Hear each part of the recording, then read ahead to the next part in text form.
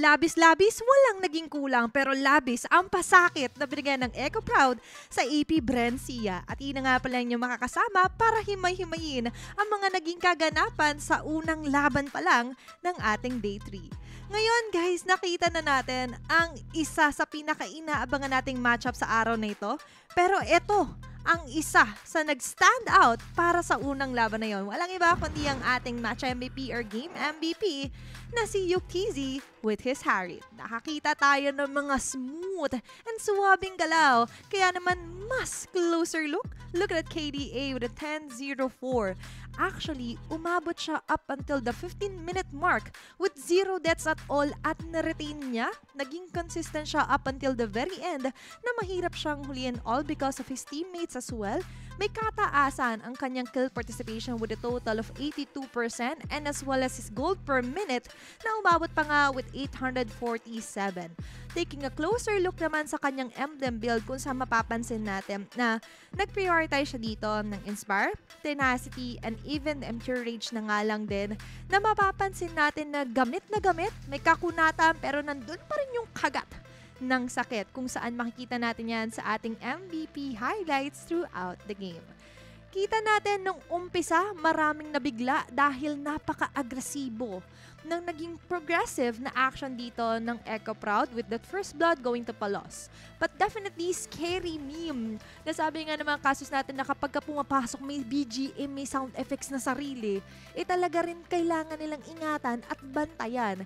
Pero ang hindi nabantayan ditang AP Brencia was actually Yukizi and as well as si James na nagets nila na wait lang. Kapag nauunahan tayo na ma-hunt down ng mga members ng AP Brencia, doon tayo mas nahihirapan Why not initiate the team fights, which is what they did. Ang ganda ng Divine Judgment dito ni Ishkael plus the follow-up of the Eternal Guard dito ni Aizawa. Although napatay man sila dito with a double kill going to Ven, but look at the way that Palos just glides through the Lord Pit or naging Lord Visit na nga, diba?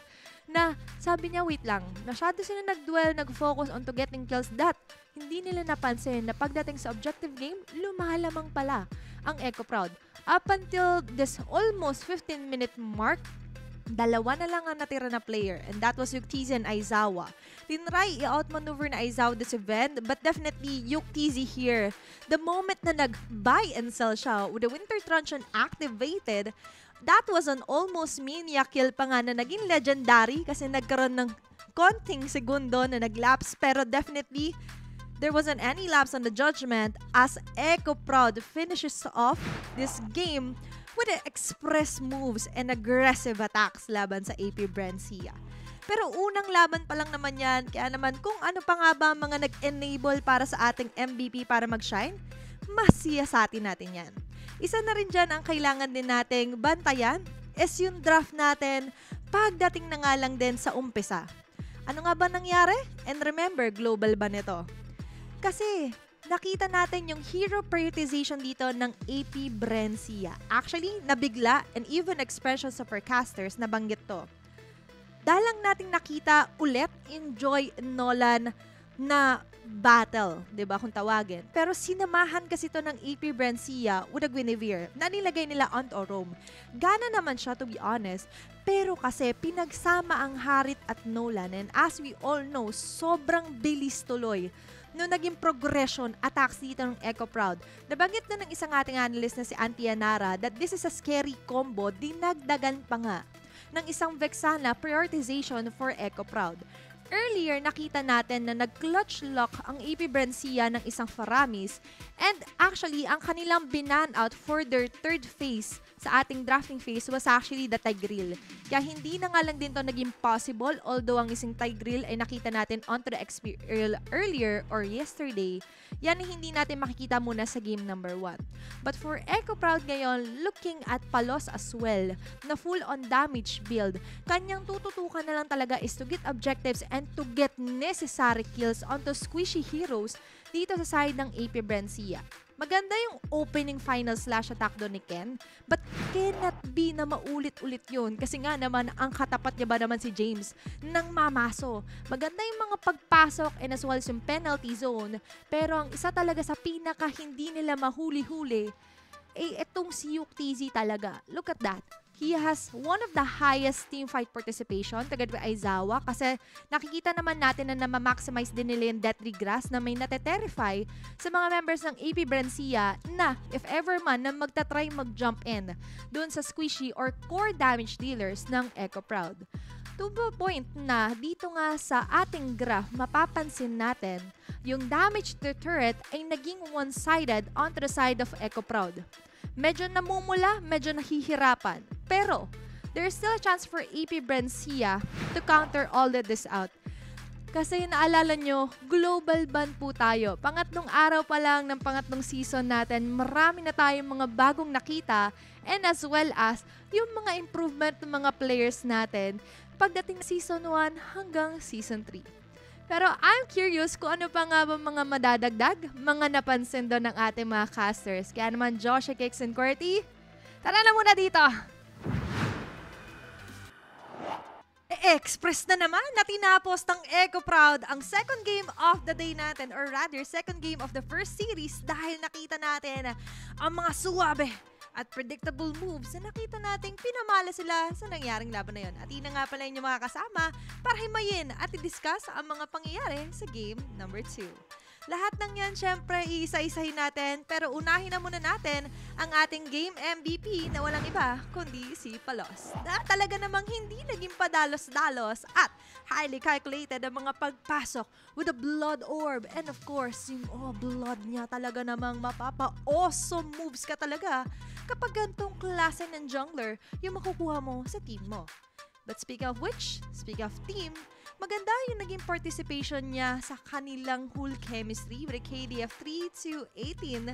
Definitely, he is one for the books para sa araw na ito. At nakikita rin naman natin syempre ang prioritization na dito ng una, nag-COD, nag-Oracle, and by the way, yung Oracle nga pala guys is nagkaroon din ng recent adjustment na hindi na lang siya pang magic defense but also onto the physical defense na nga lang din na talaga namang gamit na gamit dito ng ating MVP for Game 2 na si Palos.